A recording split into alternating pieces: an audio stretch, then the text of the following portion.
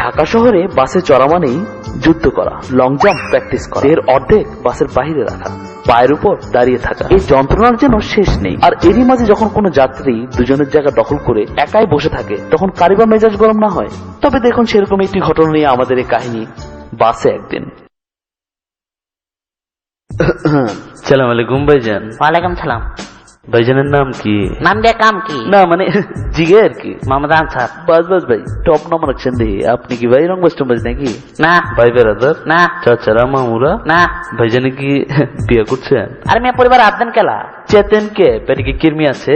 থাকলে অসুবিধা কি? না মানে জিগে আর কি, সালা সম্মতি কেউ রংবাজ টংবাজ থাকবার পারে তো? নাই। ইমানে কোন? কইলাম তো ইমান। কচম করে কোন? আরে হালা কইলাম তো কছম। তাহলে সোজা বয়, এত ছড়ায় বছর কে বাসটা মনে জন তোর বাপের সিধা বন হইলে ঠেঙ্গের নলা ভেঙ্গা বাচ্চা তখন হালাই দিমু। হালায় মাছে খারাপ পারে না, হালায় জায়গায় বসে সোজা। কি বুঝলেন? সোজা আঙুলে ঘি না উঠলে আঙুল বাঁকা করতে হয়।